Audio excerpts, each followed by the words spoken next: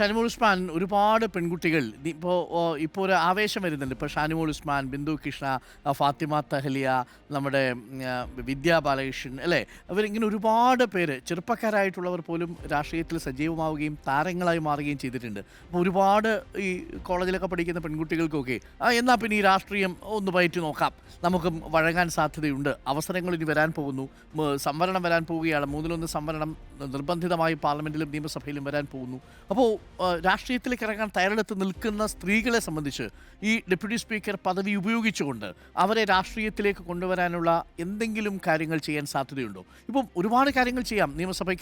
നിയമസഭയുടെ parliamentary literacy ക്ലബ്ബുകളുണ്ട്, നിയമസഭയുടെ ചില ബോധവൽക്കരണ പ്ലാനുകളുണ്ട്. ഇതൊക്കെ ഉപയോഗിച്ചുകൊണ്ട് പെൺകുട്ടികളെ, സ്ത്രീകളെ കുറച്ചുകൂടി രാഷ്ട്രീയമായി ശാക്തീകരിക്കാൻ അങ്ങനെ എന്തെങ്കിലും? തീർച്ചയായിട്ടും ഡോക്ടർ എന്നോട് പ്രധാനപ്പെട്ട ചോദ്യമാണ്.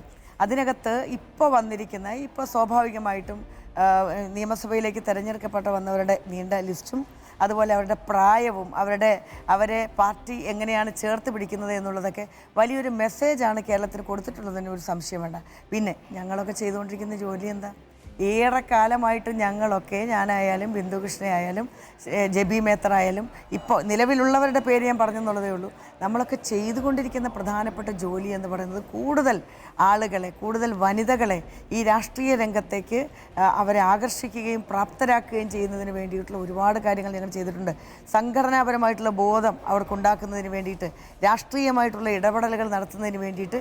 അതിൻ്റെയൊക്കെ പ്രത്യേകത നമ്മൾ കാണേണ്ടത്, കോൺഗ്രസ് പാർട്ടി വനിതാ വിഭാഗത്തിന് ഒരിക്കലും കടിഞ്ഞാണിട്ട് പൂട്ടിയിട്ടില്ല. സ്വതന്ത്രമായിട്ട് രാഷ്ട്രീയ അഭിപ്രായങ്ങൾ പറയാനും ഇടപെടലുകൾ നടത്താനും ഞങ്ങൾക്ക് നൽകിയിട്ടുള്ള വലിയ സ്വാതന്ത്ര്യമുണ്ട്. അത് കേരളത്തിലെ പൊതുസമൂഹം കാണുകയാണ്. അത് തീർച്ചയായിട്ടും നിയമത്തിൻ്റെ പിൻബലം നമ്മുടെ രാജ്യത്ത് ആവശ്യമാണ്. 73-74 ഭരണഘടനാ ഭേദഗതി ഈ രാജ്യത്ത് കൊണ്ടുവന്നത് ഇന്ത്യൻ നാഷണൽ കോൺഗ്രസ് ആണ്.